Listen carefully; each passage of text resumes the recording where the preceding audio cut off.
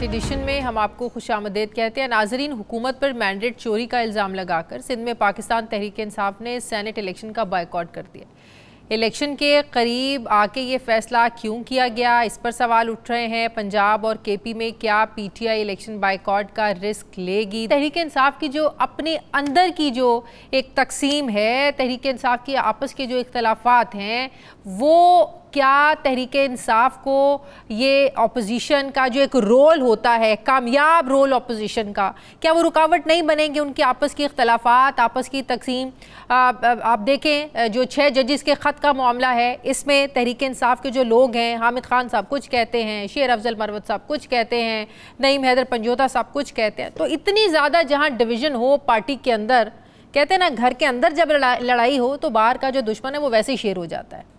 मैं बात करूंगी इसी पर। मुझे ज्वाइन कर रहे हैं opposition leader Punjab assembly Malik Ahmad Khan Bachar sahab. अस्सलाम वालेकुम। बहुत शुक्रिया मलिक साहब आपका। मलिक साहब, सबसे पहले तो ये मुझे ये बताइएगा कि जो पार्टी के अंदर के आपस के इख्तलाफात हैं, आपको पता है इस वक्त जो हॉट इशू चल रहा है और जो हमारे मुल्क की बदकिस्मती भी है कि जहां जजिस को आकर ये कहना पड़े कि उन पर दबाव है, प्रेशर है, उनके घरों में कैमरे लगे हुए हैं, फिर वो रहनुमाई मांगते हैं कि हमें बताया जाए कि इस कोड ऑफ कंडक्ट के तहत जो है ना हम क्या कर सकते हैं। तो ऐसे में आकर पीटीआई के लोग एक बोली बोलता है, पंजोता साहब कुछ कहते हैं, हामिद खान साहब कहते हैं भी मैं तो किसी पंजोता को जानता ही नहीं हूँ, मैं तो किसी शेर अफजल मरवत को जानता ही नहीं हूँ। ये कैसे पार्टी चलाएंगे आप लोग? बिस्मिल्लाहिर्रहमानिर्रहीम। देखें जी, बात यह है जो बेसिक इशू, उस पर तो मेरे ख्याल में पूरी पार्टी जो है वो मुतफिक है। सही। कि हमारा जो बेसिक है वो ये है कि हम एक रिटायर्ड जज से इतने सेंसिटिव मामले की इंक्वायरी नहीं करवानी चाहिए। अच्छा। आपके पास ऑलरेडी जुडिशल कमीशन है, उसके पास जाना चाहिए ये। और वैसे भी आपको पता है कि रिटायर्ड जजेस की जो कमेटीज बनती हैं, ये इस किस्म की कमेटीज बनती हैं तो वो फिर कमेटी ही खेला जाता है। सही। उसका रिजल्ट कुछ नहीं होता। ये आप माजी को देखते हुए? मैं माजी को देखते हुए ये बात बता रहा हूँ। सही है। तो जब एक फोरम हमारे पास मौजूद है तो हम क्यों एक नई कमेटी, ये पैरेलल एक नया इसको हम करके एक फोरम बना के, तो मेरा ख्याल है मैं इसमें हुकूमत की सिवाय इसके कि बदनीति हो, उसके अलावा तो कोई चीज़ है नहीं। क्या बदनीयती है हुकूमत? बदनीयती ये है जी कि वो जो रिटायर्ड जज का एक बना रहे हैं, जुडिशल कमीशन समझ लें या कमीशन समझ लें, तो मेरा नहीं ख्याल कि जुडिशल कमीशन के होते हुए एक रिटायर्ड जज से ये करवानी चाहिए। वो सिर्फ कमेटी खेलना चाहते हैं और मिट्टी पाओ डंग टपाओ। तो आप समझते हैं कि नून लीग ये नहीं चाहती है कि जिन इदारों की मुदाखलत की बात हो रही है वो ख़त्म होनी चाहिए? क्योंकि भुगता माजी में उन्होंने भी है, जिन इदारों की मदाखलत की बात वो 6 जजेस कर रहे हैं, अगर वो आपने भुगता है तो वो नून लीग भी भुगत चुकी है। तो आप लोगों को उनकी नीयत पे शक है क्या? मुझे तो डेफिनेटली शक है जी, शक नहीं, मुझे तो यकीन है। अच्छा। कि जिस तरह से वो गवर्नमेंट में आए हैं और जिस तरह से उनको गवर्नमेंट में लाया गया है और हमारे ऊपर मुसल्लत किया गया, हमारे ऊपर क्या मुसल्लत करना है जी? 12 करोड़ आवाम पे जिस तरह मुसल्लत किया गया है, हर बंदा जानता है कि 8 फरवरी की रात को से लेकर 10 फरवरी तक क्या हुआ है इस मुल्क में। रिजल्ट चेंज हुए हैं, फॉर्म 47 बने हैं, डबल मोहरें लगी हैं, पता नहीं क्या क्या हुआ है। तो उसमें तो मैं यही मेरा ख्याल है, मैं यकीन से कह सकता हूँ कि वो चाहते हैं कि इसी तरह काम चलता रहे, मदाखलत होती रहे। मदाखलत डेफिनेटली, क्योंकि बेनिफिशरी सबसे ज़्यादा कौन है इस मदाखलत के? इस टाइम देखें उनके पास गवर्नमेंट है, नेशनल गवर्नमेंट भी उनके पास है और प्रोविंशियल की गवर्नमेंट भी उनके पास है, और पाकिस्तान का जो सबसे बड़ा सूबा है पंजाब, उसकी गवर्नमेंट वो लेके बैठे हैं और वो गवर्नमेंट उन्होंने ली है फॉर्म 47 के जरिए, मदाखलत के जरिए। तो क्या ये बात दुरुस्त है कि 2018 के जो बेनिफिशरी थे वो आज के विक्टिम हैं और तब के विक्टिम आज के बेनिफिशरी? देखिए, मैं 2018 का इलेक्शन और इस इलेक्शन का कंपैरिजन मैं नहीं करता। उसकी एक वजह है, आप खुद देख लें कि क्या 2018 मदाखलत के विक्टिम्स की बात कर रही हूं मैं। मदाखलत मेरे ख्याल में किसी जगह पे हुई होगी। आज मदाखलत के विक्टिम आप हैं, 2018 में मदाखलत के विक्टिम वो लोग थे। मदाखलत के विक्टिम हम इसलिए नहीं थे, मैं आपको याद करता हूं कि सेंट्रल पंजाब में हमारी सीटें उस वक्त भी ली गई थी हमें बैलेंस करने के लिए। और आप खुद देखें कि क्या उस वक्त प्रपोजर्स कैंडिडेट्स को अगवा किया गया था, क्या उस वक्त ये हाल था कि आप पे आपकी नॉमिनेशन पेपर आप दाखिल करने गए, वहाँ से ही आपको गायब कर दिया गया? जिस तरह चौधरी परवेज इलाही की बेगम के साथ, एक घरेलू औरत के साथ हुआ है, जिस तरह और हमारे वर्कर्स के साथ हमारे जितने लोग हाइड रहे, वो उस मैं कंपैरिजन वो नहीं करता। डेफिनेटली कुछ हुआ होगा, बट सेंट्रल पंजाब की हद तक तो मुझे ये पता है कि वहाँ पे हमारी सीटें कम की गई हैं कि इनके पास एब्सोल्यूट मेजॉरिटी नहीं हो। इस वक्त पंजाब में और मरकज़ में इस वक्त मुस्लिम लीग नून के पास तो मेजॉरिटी, और जो सीट्स उन्होंने फॉर्म 47 इसकी जो स्पेशल इंटरेस्ट की सीट थी वो जो उन्होंने हमारी ली हैं, उसके बाद तो सामने आ गया कि अगर आज हमारे पास वो 27 सीटें होती तो हमारे पास तो एक सेनेट का मेंबर ज्यादा हो जाता। समझते हैं 2/3 दिलवाने के लिए सब कुछ किया गया, और जो चीफ जस्टिस की मुद्दत मुलाजमत को एक बढ़ाने की बातें हो रही हैं, ये सारा फिर वो उसी सिलसिले की कड़ी है। ये देखें, ये तो एक और, अगर खुदा ना खास्ता ये काम होता है, वैसे नून लीग कह रही है हमारे ऐसे कोई इरादा तो नहीं है। हाँ जी, तो अगर ये होता है तो ये, अगर ये काम होता है तो एक बहुत बड़ा ब्लंडर होगा ये भी।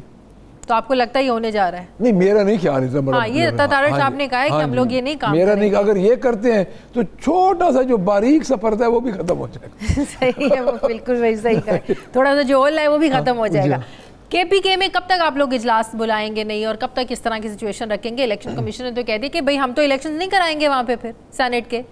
देखिए जी, केपी, देखिए बात ये है कि अब ये असूल की बात है, हमारे पास हर तीन असेंबलीज हैं जहाँ पे हमारे पास मेजॉरिटी है। हमारे पास बड़ी मेजॉरिटी है केपी में। हाँ।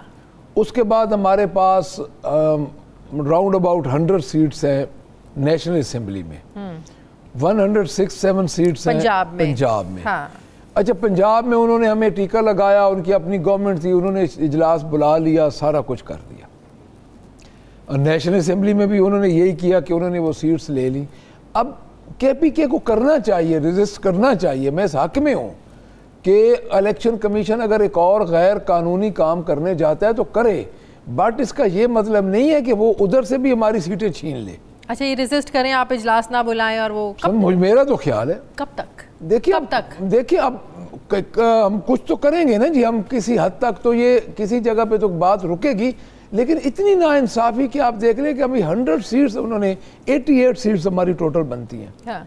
88 सीट्स उन्होंने हमारे से ले ली हैं, जहाँ पे ऑलमोस्ट 3 सीट्स जो सेनेट की हैं वो इफेक्टिव हुई हैं उधर से, सारे एरिया। एक सीट तो इधर से हमारे से हुई है, पंजाब से। और अगर ये वहाँ पर सीटें मिल जाती हैं उनको हाई कोर्ट के हुक्म के बाद, तो कितनी सीटें इफेक्ट होंगी वहाँ पे? 3? उधर 3 सीटें होंगी। हाँ जी, 3 होंगी। तो इसीलिए आप लोग चाह रहे हैं कि वो 3 सीटें हमें नहीं मिलती तो हम किसी को देंगे भी नहीं। यही अब तो यही काम हो रहा है ना जी। सही। अब जब आप इतना आगे बढ़ जाएंगे, अब इनके पास गवर्नमेंट थी, इनके पास मरकज़ की गवर्नमेंट थी, चलो जिस तरह भी वो जेली मैंडेट से इन्होंने ले ली और हमारे से छीन ली, बट अब इनको चाहिए कि कुछ तो देखें। सही। अच्छा, आप ये बात करते हैं कि हुकूमत के खिलाफ तहरीक अदम एतमाद जो है वो 1 मिनट में आ सकती है, या पंजाब की बात कर रहे हैं ना? पंजाब में मैं दोनों की बात कर रहे हैं, तो क्यों नहीं फिर ला सकते आप लोग? देखिए, हमारा खान एक मौक़िफ़ पे डटा हुआ है। क्या? देखिए, हमारा मौक़िफ़ ये है कि हमारी असल गवर्नमेंट हमें मिल जाए, हमारे असल जो रिजल्ट्स हैं वो हमें मिले, उसके बाद 1 मिनट लगेगा, पहली बात। दूसरी बात यह है कि अगर खान को डील कर देते हैं तो वो तो 1 मिनट में फारिग हो जाएंगे। ये तो जब ये हो जाए तो होगा, अभी ग्राउंड रियलिटी पे तो ये सिचुएशन नहीं है। ग्राउंड रियलिटी पे इसलिए नहीं है कि हमारी जो सीट्स हैं, हम तो यही मुतालबा मैं आज आपके चैनल के थ्रू करूँगा कि जिस तरह इन्होंने 4 हल्के खोले थे ना जी, ये कम अज़ कम पंजाब के 6 हल्के नेशनल के खोल लें। 41 चैलेंज हो गए हैं वैसे। चैलेंज तो 41 हुए, लेकिन वो हमें कोई इंसाफ देंगे तो हम उधर जाएंगे। 41 के 41 चैलेंज हुए हैं, और उनमें से 41 में से 100% आप देख लें कि वो पाकिस्तान सीटें आप लोगों की, सीटें हमारी हैं। तो आप ये इसी बेस पर आप कहते हैं कि जो आम इंतखाबात है अगले साल के अवाखिर में हो जाएंगे, मतलब कि 25 का एंड और 26 का शुरू? मुझे लगता है आप कैसे कह सकते हैं? मैं ऐसे कह सकता हूँ जी कि मुसल्लत की हुई चीज़ें ज़्यादा देर नहीं चल सकती। बहुत बहुत शुक्रिया opposition leader Punjab assembly Malik Ahmad Bachar sahab मेरे साथ है, बहुत शुक्रिया आपका। नाज़िम, मुझे ब्रेक लेनी है, जब हम ब्रेक के बाद वापस आएंगे तो हमारे साथ मुस्लिम लीग नून के रहनुमा खुर्रम दस्तगीर साहब होंगे। वापस आते हैं एक छोटे से वक्फे के बाद।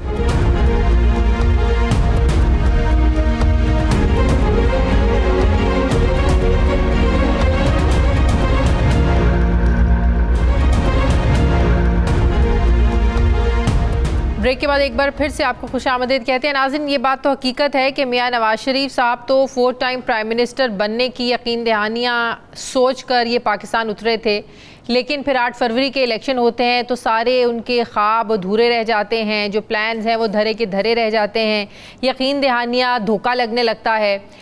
मुस्लिम लीग नून के बड़े बड़े बुर्ज भी इलेक्शन में उलटने से बच नहीं सके। इलेक्शन नताइज को देखते हुए बड़े मियाँ साहब छोटे मियाँ साहब को आगे करके ख़ुद पीछे हट गए। फिर जो हुकूमत कायम हुई, वज़ीर आज़म तो शहबाज शरीफ है, लेकिन अहम वज़ारतें नून लीग के पास नहीं है। यहाँ तक कि मुस्लिम लीग नून मुल्की ख़जाने की कुंजी भी साग डार के हवाले इस बार नहीं कर सकी, जिससे ये तासुर हर गुजरते दिन के साथ मजबूत हो रहा है कि मौजूदा इत्तेहादी हुकूमत मुस्लिम लीग नून की चॉइस नहीं है, बल्कि एक ऐसा ढोल है जो ज़बरदस्ती उनके गले में डाल दिया गया है और उन्हें बजाना पड़ेगा। ये तासुर कोई और नहीं दे रहा, बल्कि मुस्लिम लीग नून के अपने लोग ही दे रहे हैं। मियाँ जावेद लतीफ़ तो ओपनली कह रहे हैं कि हमने हुकूमत बनाई नहीं है, हमसे बनवाई गई है। अब सवाल ये है कि मजबूरी में तो एक कदम उठाना मुश्किल होता है। नून लीग की हुकूमत 5 साल निकालेगी कैसे, वो भी ऐसे माहौल में जब वज़ीर आज़म को अपने किए गए फैसलों को अगले ही दिन वापस लेना पड़ता है। पहले इरसा चेयरमैन की तैनाती पर पीपल्स पार्टी का इतना प्रेशर आया कि वज़ीर आज़म को इससे पीछे हटना पड़ा। फिर मालियाती मामलात अपने कंट्रोल में रखने के लिए प्राइम मिनिस्टर शहबाज शरीफ ने इक़्तिसादी राब्ता कमेटी की सरबराही पहले अपने पास रखी, लेकिन जब उसका भी प्रेशर आया तो उसका चार्ज भी वज़ीर ख़जाना मोहम्मद औरंगज़ेब को दे दिया गया, जिस पर सवाल उठ रहे हैं कि वज़ीर आज़म शहबाज शरीफ इस बार इतने मजबूर और कंफ्यूज क्यों हैं। क्या वाकई जावेद लतीफ़ साहब की बातें ठीक है कि हुकूमत जो है वो बनवाई गई है, ज़बरदस्ती बनवाई गई है। एक तासुर ये भी है कि नवाज शरीफ पीछे बैठ कर हुकूमती फ़ैसलों पर असरअंदाज हो रहे हैं। क्या खदशा ये भी जाहिर किया जा रहा है कि अगर हुकूमत को ये फ़ैसला अभी ये भी रिवर्स करना पड़ा तो हुकूमत की ज़ाहिर है क्या साख बचेगी। दूसरी तरफ हुकूमत ने जजेस के इल्ज़ामात पर एक इंक्वायरी कमीशन तो बना दिया ताकि शफाफ तहकीकात हो सकें, आज़ादाना तहकीकात हो सकें, लेकिन जो मुखालिफिन है, पीटीआई है, वो इसको मानने को तैयार नहीं है। वो कह रहे हैं कि मामले को ठप करने के लिए या मट्टी डालने के लिए एक बार फिर से पाकिस्तान में इंक्वायरी कमीशन का फॉर्मूला आजमाया जा रहा है, क्योंकि माजी में पहले वज़ीर आज़म लियाकत अली खान के कत्ल का मामला हो, सानिया मशरिकी पाकिस्तान, ज़ियाउल हक तैयारा हादसा, इस तमाम मसाइल पर कमीशन बने। Memo gate scandal, missing person, Abbottabad operation, Sania model town, तमाम मसाइल पर, तमाम वाक़यात पर कमीशन बने, रिपोर्ट्स भी बनी, लेकिन कुछ मंजर आम पर आज तक नहीं आ सका और ना ही हुकूमत कोई भी हुकूमत अमल दरामद करवा सकी। सवाल ये है कि क्या इस बार कमीशन का नतीजा मुख्तलिफ होगा। सवाल ये भी है कि क्या मौजूदा हुकूमत इस बात को मेक श्योर करेगी कि कमीशन की जो फाइंडिंग्स होंगी, जो TORs आपने दिए हैं, क्या उन फाइंडिंग्स पर आप कार्रवाई करवा सकेंगे, उसको इम्प्लीमेंटेशन उसकी हो सकेगी। ज़ाहिर है जो कमीशन होगा वो तो रेकमेंड कर देगा, वो तो फाइंडिंग्स दे देगा, इम्प्लीमेंटेशन किसने करवाना है? एग्जीक्यूटिव ने, जिन पर खुद इल्ज़ामात लगाए हैं जजेज़ ने। मैं बात करूंगी, मुझे ज्वाइन कर रहे हैं मुस्लिम लीग नून के सीनियर रहनुमा खुरम दस्तगीर साहब। अस्सलाम वालेकुम, बहुत बहुत शुक्रिया खुरम साहब, आपने वक्त दिया। खुरम साहब, सबसे पहले तो ये बताएं, ये जो जावेद लतीफ़ साहब बात करते हैं कि ये हुकूमत हमारी चॉइस नहीं थी, ये हमसे बनवाई गई है, और बनवाने वालों के आगे आर्गूमेंट भी इतने कमज़ोर पड़ गए, कोई मानने को तैयार ही नहीं था, तो क्या वाकई इतनी मुश्किल और इतनी मजबूरी आप लोगों को लगी कि जिस तरह की, जिस शक्ल में, जिस सांचे में आप लोगों को डाला गया, आप लोग ढल गए और अब मुसीबतें आप लोगों को झेलनी पड़ रही हैं? देखिए, ये हुकूमत इसलिए बनी है कि 1,33,00,000 पाकिस्तानियों ने 8 फरवरी को शेर के निशान पर मोहर लगाई। हम उनकी नुमाइंदगी कर रहे हैं। उन्होंने इस तवक्को के साथ ये मैंडेट हमें दिया है कि हम हुकूमत में आकर जो ये हम कर सकते हैं अपनी कौम के लिए वो हम करें। और अब चूंकि ये नशिस्तें नाकाफी थी, लिहाजा एक मखलूत हुकूमत हमने बनाई। तो इस वक्त जिसे आप मजबूरी कह रहे हैं, दरअसल वो पाकिस्तान के अवाम की दी गई जिम्मेदारी है जिसे हम निभा रहे हैं। नहीं तो इस पर तनकीद तो आप लोगों पर ही हो रही है ना कि आप लोग, वज़ीर आज़म जो है वो बाइख्तियार नहीं है, वो अपनी मर्जी के फैसले नहीं कर सकते हैं। एक दिन फैसला करते अगले दिन वापस लेना पड़ता है। इक़्तिसादी राब्ता कमेटी की सरबराही अपने पास लेते हैं, बाद में उनको वो वापस करनी पड़ती है वज़ीर ख़जाना को ही, जो एक रिवायत चलती आ रही है। मतलब कि फ़ैसला कर लेते हैं, ख्वाहिश भी होती है कि ज़ाहिर वज़ीर आज़म के इख्तियारात हैं वो इस्तेमाल भी करें, लेकिन जब प्रेशर आता है तो वही चीज़ें उनको वापस लेनी पड़ती हैं। तो ये कैसे फिर बाइख्तियार वज़ीर आज़म है? देखिए, ये तो क्या सराई है कि प्रेशर आया और वापस करना पड़ा। अभी ज्यादा साल नहीं गुजरे, वज़ीर आज़म शाहिद खाकान अब्बासी खुद ईसीसी की सरबराही करते थे, क्योंकि मैं उस पर मौजूद था, तो लिहाजा हमने देखा वज़ीर आज़म भी सरबराही करते हो, ज्यादा देर नहीं हुई। यहाँ उन्होंने एक फैसला किया, उसके बाद उन्होंने खुद बेहतर समझा अपनी दूसरी मसरूफियात को देखते हुए कि ये मामला वज़ीर खजाना के सुपुर्द कर देना चाहिए। देखिए, ये जो इस वक्त हम जिन्हें कह सकते हैं, अंग्रेजी में कहते हैं टीदिंग पेन्स है नई हुकूमत की, इनसे ज्यादा अहम ये है कि आइंदा चंद हफ्तों में ही अब बजट की आमद है। तो ये सारी टीम जो है, इसमें जो भी कमेटियां बनी हैं, उसका जो पहला नुक्ता इम्तिहान है वो इस साल 2024-25 का आने वाला बजट होगा। उसके अंदर जो हुकूमत पॉलिसी सामने लेकर आती है, असल इम्तिहान वहां से होगा। और आने वाले दिनों में अब जो पॉलिसीज बन रही हैं, अगर तेजी से कुछ ऐसे मुआशी इक़दाम ले लिए जाते हैं कि मुआशरत में इस्तेहकाम पैदा होता है, तो फिर ये सारी कमेटी किसने चेयर की, किसने नहीं चेयर की, ये सब चीजें जो है सानवी हैसियत इख्तियार कर जाती है। आपको लगता है कि बजट में पॉलिसीज हमारी अपनी होती हैं या बाहर से आती हैं, उनसे उनकी तरफ से पॉलिसीज आती हैं जिनके हम मोहताज हैं, जिनसे हमने पैसे लेने हैं? IMF की मर्जी के बगैर तो कोई पॉलिसी पाकिस्तान में बन ही नहीं सकती। ना आप कुछ सस्ता कर सकते हैं, ना महंगा कर सकते हैं। देखिए, बन सकती है अगर हुकूमत IMF जो एक मैंने खुद भी जो 1 साल पहले उनकी टीम आई थी जनवरी 2023 में, उनके साथ नेगोशिएट किया है।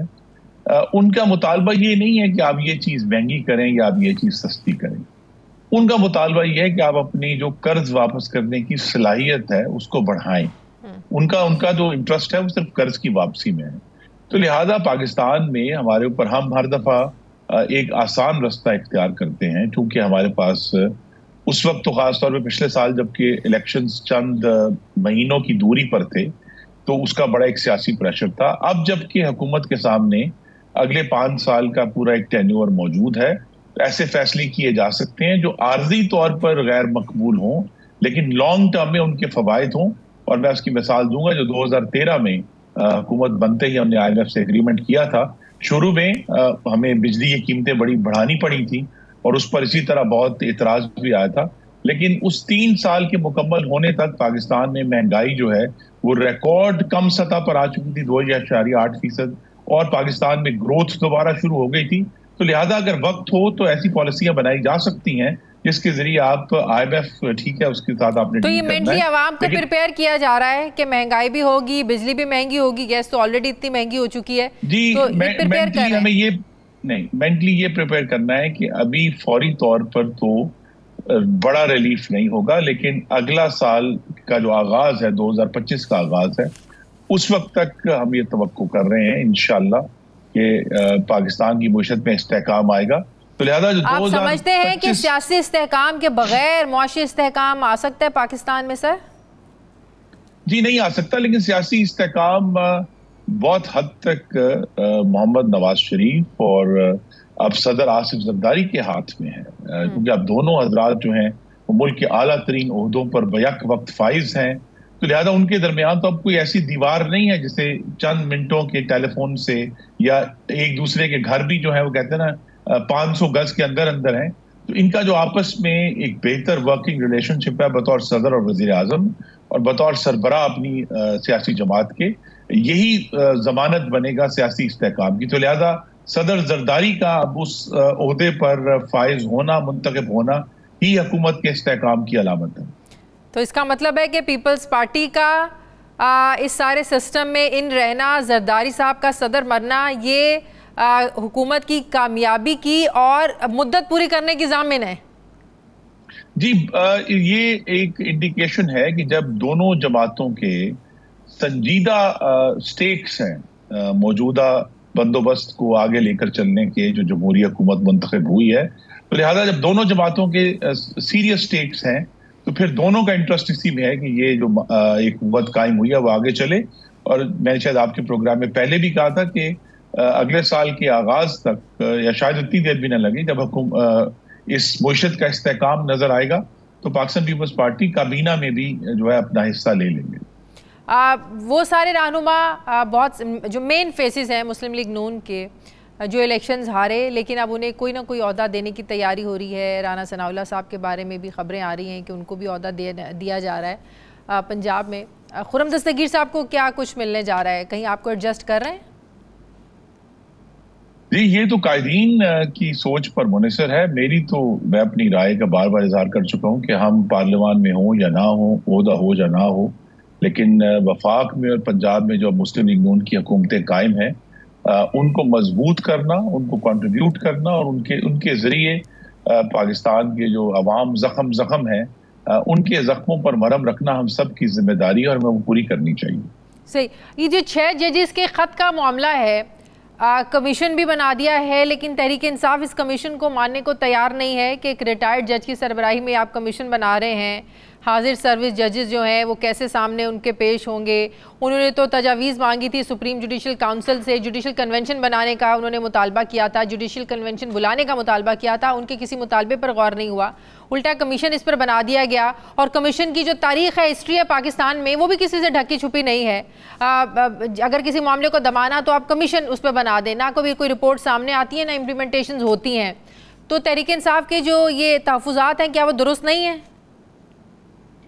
जी, उनके तहफ़्फ़ुज़ात बेमानी हैं, इर्रेलेवेंट हैं, क्योंकि ये मामला अदलिया का अंदरूनी है और उनकी अपनी खुद मुख्तारी का मामला है। जो 6 जजों ने खत जो है वज़ीर-ए-आज़म पाकिस्तान को नहीं लिखा, उन्होंने तो चीफ जस्टिस को बतौर जुडिशल काउंसिल के हेड के ये खत लिखा था और ये अदलिया के मुकम्मल तौर पे इख्तियारात में था, जो कि खुद 6 जजेस हैं उनके इख्तियारात में भी था, सुप्रीम कोर्ट के इख्तियारात में भी था कि वो उसके ऊपर खुद अपनी कोई कार्रवाई करते, लेकिन चीफ जस्टिस की और सीनियर जजेस की मुशावरत के साथ ही ये मामला कमीशन तक पहुंचा है। तो अगर आप ये कहते हैं कि जी अगर उन 6 जजों ने जो सवालात उठाए थे उसको अगर संजीदगी से लेना था तो खुद अदलिया ने लेना था, जो इंतजामिया उसने नहीं लेना था। तो लिहाजा अगर अदलिया ने ये समझा है, आला तरीन अदलिया ने, कि इसका बेहतर रास्ता कोई सुओ मोटो नहीं है या कोई और एक्शन नहीं है, जुडिशल एक्शन नहीं है, बल्कि बेहतर रास्ता कमीशन है, तो ये उनकी खुद मुख्तारी के एहतराम में ये कमीशन बना है। सर खुर्रम दस्तगीर साहब, ये अदलिया का माजरत के साथ ये उनका अंदरूनी मामला नहीं है। अगर ये अदलिया के अंदरूनी मामलात ही ऐसे मामलात होते तो 2007 की एक बड़ी तहरीक ना चलती। तो जो नवाज शरीफ साहब हैं, तो वो फिर जजेस की बहाली के लिए लॉन्ग मार्च लेकर ना निकलते, अवाम उस वक्त अदलिया के साथ खड़ी ना होती। तो ये ज़ाहिर है अदलिया में जो जजेस दबाव डालने की बात कर रहे हैं, वो ज़ाहिर है केसेस होते हैं, वो कल को नून लीग के लोगों के भी केसेस हो सकते हैं। अगर आज पीटीआई के केसेस जिनके बारे में दबाव डालने की भी बात हो रही है, नून और पीटीआई को लग रहा है कि ज़ाहिर है उन्हीं के केसेस पिछले 2 साल से ज़्यादा चल रहे हैं। तो बात यह है कि अदलिया का अंदरूनी मामला नहीं है, अब तो तहरीक चलाने की भी बात हो रही है। ये तहरीक इसलिए चली थी, अगर मैं दुरुस्तगी कर दूं याददाश्त की, कि उस वक्त के सदर और chief of army staff Pervez Musharraf ने बुलाकर एक पब्लिक मीटिंग में, यानी जिसकी तस्वीरें खींची, चीफ जस्टिस पर दबाव डाला था, फिल्म बनी उसकी बकायदा, वीडियो बनी, दबाव डाला था कि जी आप रिजाइन कर दें। उन्होंने रिजाइन नहीं किया। जब रिजाइन नहीं किया तो फिर आपको पता है कि उस वक्त की इंतजामिया ने जजों को हरासा किया और उनको ऊपर प्रेशर डाला, जिसके नतीजे में यहाँ एक खुद अदलिया के अंदर से एक शिकायत पैदा हुई है और लिहाजा वो अगर इसको पब्लिक करना चाहते हैं तो आपको मालूम है कि इंडिया में मिसाल मौजूद है कि सुप्रीम कोर्ट के जस्टिस ने एक खुली प्रेस कॉन्फ्रेंस कर दी थी और जो उनकी शिकायत थी। तो लिहाजा यहाँ मैं फिर कहूंगा कि उन्होंने मदद के लिए अवाम को नहीं पुकारा, उन्होंने मदद के लिए बार काउंसिल्स को नहीं पुकारा, उन्होंने मदद के लिए अपने ही हायर जो उनके जजेस हैं उनको आवाज दी है। मसला ये है कि जब शौकत सिद्दीकी साहब का मामला था, आपके लोग भी आवाज उठाते थे। मसला ये था कि उस वक्त बेनिफिशरी कोई और थे, उस वक्त विक्टिम आप लोग थे। आज बेनिफिशरी आप लोग हैं, आज विक्टिम कोई और है। मसला ये है मैं इससे बहुत अदब से इख्तलाफ करूंगा। शौकत सिद्दीकी साहब को उनके अपने जजेस ने डिस्क्वालीफाई किया था, हमने नहीं किया था। वो बात में डिस्क्वालीफाई करने की बात नहीं कर रही सर, मैं बात कर रही हूँ कि उन्होंने भी जो एक तकरीर की थी, ऐसे ही उनके भी कंसर्न्स थे, ऐसे ही उनके तहफ़्फ़ुज़ात थे, ऐसी ही उनकी शिकायत थी सर। तो देखिए ना जी, उनके ऊपर एक एक्शन हुआ जो कि गलत एक्शन था, उस वक्त की अदलिया ने किया। अब इस पर आप बहस कर सकते हैं, हम बहस कर सकते हैं कि जी आज की अदलिया ने जो इन 6 जजों की दरख्वास्त पर एक्शन लिया है वो ठीक नहीं है, उन्हें और एक्शन लेना चाहिए था। लेकिन ये सब तो एक राय का इख्तलाफ है। जो असल बात यह है कि उन 6 जजों के खत को उनकी अपनी ही अदलिया ने ये बेहतर समझा है कि इस इशू की इन्वेस्टिगेशन एक कमीशन के जरिए होगी। हमारे कमीशन के बारे में जो भी तहफुजात हों, जब एक इदारे के आला तरीन जो ओहदेदारान हैं और जिम्मेदारान हैं उन्होंने एक फैसला किया है, उसके मुताबिक प्राइम मिनिस्टर शहबाज शरीफ ने उनके एहतराम में कमीशन जो है कहा है कि जी हम बना देते हैं और उस पर इन्वेस्टिगेशन होगी। तो लिहाजा 6 जजेस के सामने अगर वो वाकई इंसाफ चाहते हैं और अगर वो इस मामले में संजीदा हैं तो फिर वो क्यों ना पेश होंगे इस कमीशन के सामने, वो आके क्यों ना सबूत और शवाहिद देंगे कि जनाब हमारे पर प्रेशर डाला गया है। तो अगर हम वाकई एहतराम करते हैं पाकिस्तान के कवानीन का और आइन का, तो फिर वो जुडिशल कमीशन भी आइन और कानून की पैदावार है, तो वो आए, उनके सामने मौका है को आकर अपने सबूत और शवाहिद पेश करें, और अगर जितना वो खुलकर सबूत और शवाहिद पेश करेंगे उतना ही जो उनका शायद जो यही तो मसला है। जिन सबूत और शवाहिद की बात आप कर रहे हैं, यही तो उन्होंने जुडिशल काउंसिल से राय मांगी थी कि इस पर कोड ऑफ कंडक्ट क्या है। ऐसे मामलात की तो कोई सबूत नहीं होते, कोई शवाहिद नहीं होते, तो हमें गाइडेंस फराहम की जाए, हमारी रहनुमाई की जाए कि ऐसी सिचुएशन में जजेस के लिए कोड ऑफ कंडक्ट क्या होना चाहिए। मेरी उनसे यही इस्तदा है जी कि बजाय ये कि वो अब मैं अपनी राय देने लगा हूँ और ये कोई पार्टी पॉलिसी नहीं है जी, वो पूरी तरह हमारे जो हाई कोर्ट के फाजिल जज साहिबान हैं वो एम्पावर्ड हैं कि वो खुद इस चीज को इन्वेस्टिगेट कर सकते थे, या वो एक, देखिए जो उन्होंने खत लिखा है ना वो पिटिशन नहीं है, हाँ। वो एक मुबहम कम्युनिकेशन है हायर जजेस, सुप्रीम कोर्ट के जजेस से। अगर वो वाकई संजीदा होते तो उसकी एक फॉर्म फर्क होनी थी, उसकी फॉर्म पिटिशन भी हो सकती थी। काजी फायजीसा ने बतौर एक सिटिंग जज अपना केस खुद लड़ा था अपने कोर्ट के सामने। तो लिहाजा हमारे पास मिसालें मौजूद हैं इस तरह के इश्यूज की, लेकिन यहाँ सिर्फ ये है कि मैं फिर अपनी राय दे देता हूँ कि उन्होंने एक इशू रेज किया है लेकिन उस संजीदगी से उसको नहीं उठाया जिसका वो मतकाजी था। तो लिहाजा वो एक हवा में, हम उसे कह सकते हैं मीडिया प्रोपेगेंडा के लिए तो बड़ी अच्छी चीज है, लेकिन उसकी जो एक्चुअल ऑपरेशनल फॉर्म है वो तो एक अभी तक हमारे सामने नहीं आई। और अब ये तवक्को है कि जब जुडिशरी कमीशन अपना काम शुरू करेगा तो मेरी अभी भी ये तवक्को है कि अगर ये तमाम जज साहिबान संजीदा हैं और वाकई जिस मकसद के लिए जो उन्होंने अपने खत में जाहिर किया है चाहते हैं कि अदलिया खुद मुख्तार हो, तो वो फिर तमाम सबूत और शवाहिद नताइज से बेपरवाह होकर उस कमीशन के सामने पेश करेंगे। सही, बहुत शुक्रिया, बहुत शुक्रिया। मुस्लिम लीग नून के रहनुमा खुरमगीर साहब मेरे साथ हैं। मुझे ब्रेक लेने, नाज़रीन वापस आते हैं वक्फे के बाद।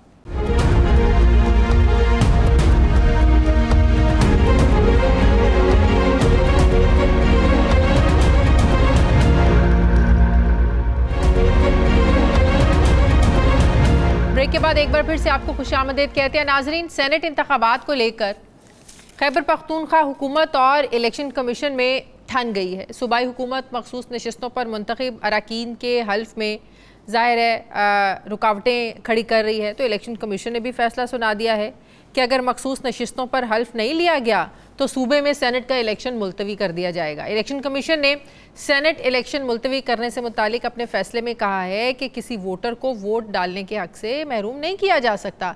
स्पीकर अदालती अहकामात पर अगर अमल नहीं करते तो इलेक्शन कमीशन खैबर पख्तूनख्वा में सेनेट का जो इलेक्शन है उसको मुलतवी कर सकता है।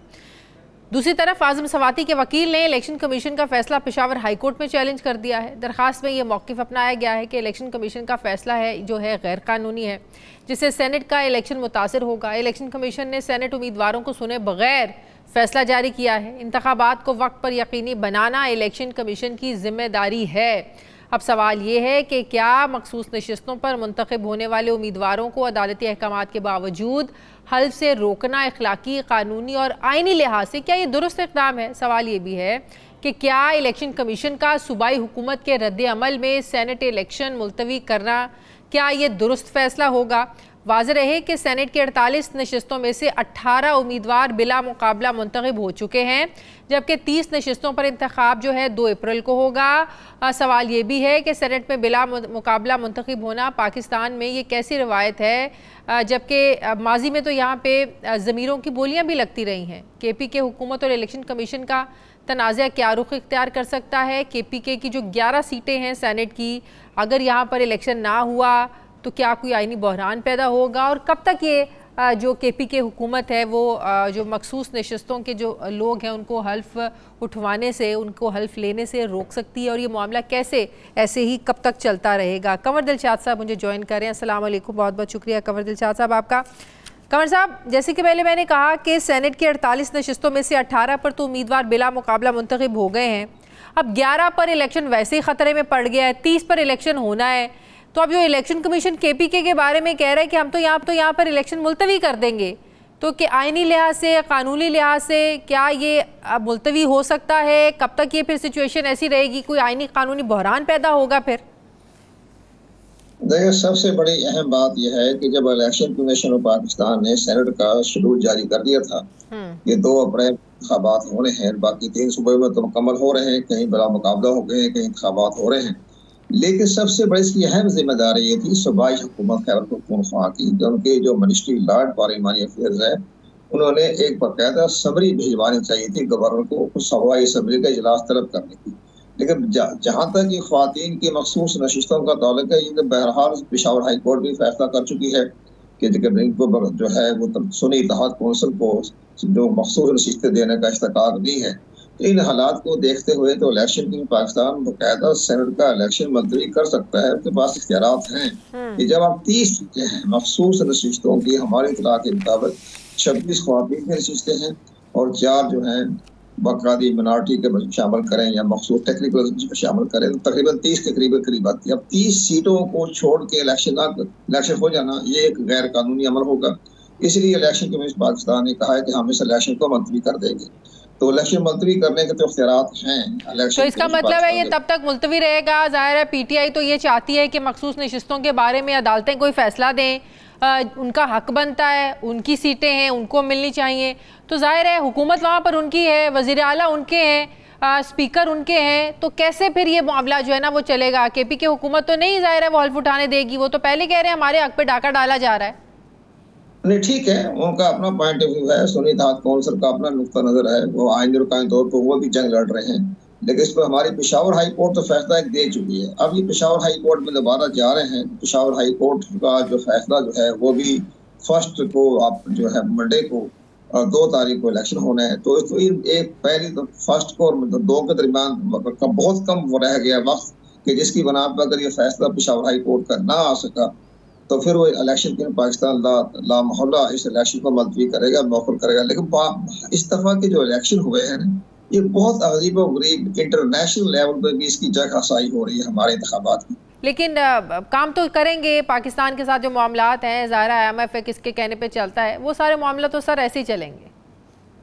तो दुरुस्त है, लेकिन एक सफारती ज़बान में एक तरीका होता है मुबारकबाद देने का, वो रोक लिया, मुबारकबाद का लफ्ज़ इस्तेमाल नहीं किया। बाकी ठीक है, ताउन कहा हम ताउन करेंगे, मामलत करेंगे, आपके ताउन तरक्की में भी करेंगे, सेहत में भी, तालीम में भी, हर मैदान में ताउन करेंगे।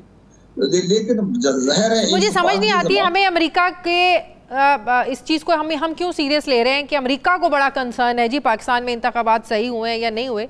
ये पाकिस्तान का अंदरूनी मामला है सर। अमेरिका को जिन मामलात पे नज़र रखनी चाहिए वहाँ पर अमेरिका जो है ना वो कबूतर की तरह उनकी आंखें बंद हो जाती हैं। अब फ़लस्तीन में क्या होता है, कश्मीर में क्या होता है, इससे अमेरिका को कोई परवाह नहीं है, वहाँ कोई ज़्यादतियाँ नहीं हो रही हैं। यहाँ इलेक्शन में अगर कोई ज़्यादती हो रही है तो अमेरिका को जो वो मसला हो गया। ये हम लोग अपने लिए खुद गलत करते हैं और फिर कहते हैं कि बाहर से हमारे घर में आके कोई इंटरफेयर करे, ये हमसे बर्दाश्त नहीं होगा। यहाँ बहुत लोग हैं जो बहुत सी सियासी जमातें जो नज़रें जमाई बैठी हैं कि अमेरिका इंटरफेयर करे आके, विच इज़ रॉन्ग सर। लेकिन चूंकि हमारा सारा दारोमदार हमारा माशी मामला इंटरनेशनल स्ट्रेटजी के पॉइंट में देखा जाए, हम तो अमेरिका की तरफ ही देखते रहे। बाकी ममालिक अपने मुल्क की सालमियत के बारे में बात करते हैं। यहाँ तक कि बांग्लादेश ने अमेरिका के तमाम खदशात को मुस्तरद कर दिया। एक ही ऐसा मुस्तरद किया, दोबारा वो जवाब दे रहे कि मिजाज नहीं हुई, मुबारकबाद के खत में चले गए। लेकिन यहाँ मामला दूसरा हो जाता है। हर मामले में चूंकि अमेरिका, IMF, वर्ल्ड बैंक इन चक्रों में एक अरब की खातर आप रिक्वेस्ट करते फिर रहे हैं। $1 अरब की क्या हैसियत रखते हैं आप, लेकिन बहरहाल हम 1 अरब के डॉलर की बनते शामिल करते हैं। जो उनकी बनते शामिल करते हैं तो इलेक्शन के बारे में भी उनके तहफ़्फ़ुज़ात आ जाते हैं, हमारे सियासी मामला में भी वो मुदाखलत करते हैं। लेकिन मैं इसलिए मैं कह रहा हूँ कि इलेक्शन को भी चाहिए कि तमाम सूरत हाल को देखते हुए सूबाई हुकूमत को भी चाहिए कि फैसला हो गया है कि सुन्नी इत्तेहाद कौंसिल को ख्वातीन की नशिस्तें नहीं मिलनी, ठीक है, उन्होंने भी कानून के मुताबिक फैसला कर दिया, इलेक्शन कमीशन ने फैसला कर दिया था। अब उसको देखो आगे चलें, सेनेट के सर कैसे आगे चलें? सर कैसे आगे चलें? अब एक जमात का अगर हक बनता है कि उनकी जो सीटें हैं वो उनको मिलनी चाहिए, तो ये कैसे इतना सादा हो सकता है कि आप जो है वो कहें कि बिल्कुल आगे चले। अब जब फैसले ही सारे तहरीक इंसाफ के ख़िलाफ़ आने हैं तो फिर आइन और कानून भी आप लोगों ने अपनी मर्ज़ी के यहाँ पे बनने हैं, तो ऐसा तो नहीं हो सकता कि हम इतनी आसानी से कह दें कि अगर इलेक्शन कमीशन ने फैसला कर लिया है या अदालतों ने फैसले कर दिए तो आगे चलें। तो सर ये गलत प्रेसिडेंट सेट कर रहे हैं। आज तहरीक इंसाफ के साथ हो रहा है, कल किसी और पार्टी के साथ भी हो सकता है। नहीं, ये सब कुछ बिल्कुल दुरुस्त फरमाया आपने, बिल्कुल सही बात है कि देखें जब एक हमारी अदलिया पेशावर हाई कोर्ट ने फैसला कर दिया, इसी तरह सुप्रीम कोर्ट ऑफ पाकिस्तान ने इनका इंट्रा पार्टी इलेक्शन न होने के बारे में इनका सिंबल वापस ले लिया, जो कि जिसका जवाब नहीं बनता था, सिंबल लेने का जवाब नहीं बनता था। बाकायदा पहले चार्जशीट करते, तलब करते, शोकाज जारी करते, तब जाके बातें होती हैं। इस सब देखें अब अदालतों से हम आगे देखते हैं ना, तो आइन और कानून की तशरीह हम अदालतों से करवाते हैं, तो अदालतों ने कर दिया। लेकिन अगर हम वैसे देखा जाए इज्तिमाई तौर पर ये दुरुस्त फैसला नहीं था। लेकिन बहरहाल अब हम चूंकि अब ख्वातीन की नशिस्तों का मामला है, इसमें मुतज़ाद राय पाई जाती है। बात कहते हैं कि नहीं मिलना चाहिए था, लेकिन high court Peshawar high court bench ने कहा नहीं मिलनी चाहिए। अब ये फैसला अगर हाई कोर्ट और सुप्रीम कोर्ट में जाके फैसला होता है तो दुरुस्त है, मुमकिन है इनकी नशिस्तें मिल जाए, लेकिन बादी नजर में इनको नशिस्तें मिलनी चाहिए। हमें भी नजर आ रहा है कि इसमें भी आइन की तशरीह जो है वो सही तरीके से नहीं हो रही। आइन का आर्टिकल 51 और 106, इसका मतलब फैसले यहाँ पर मफादात के लिए और नजरिया जरूरत के तहत हो रहे हैं। नजरिया जरूरत तो हमारा तो शुरू से चल रहा है 54 से, वो तो खत्म नहीं हुआ। नजरिया जरूरत की जो फिलासफी है वो तो चलती रहेगी और आइंदा भी चलेगी, ये तो हमारा चल रहा है। अब देखें कि हमारे 6 जजों ने एक बड़ा अहम अपने तहफ़्फ़ुज़ात का इज़हार किया, तो उन्होंने एक इंक्वायरी कमीशन बना दिया। बहुत शुक्रिया कमर दिलशाद साहब मेरे साथ थे। नाज़रीन प्रोग्राम का वक्त खत्म हो गया, फीडबैक दें, अपना ख्याल रखें, मुझे इजाज़त दें, अल्लाह हाफ़िज़।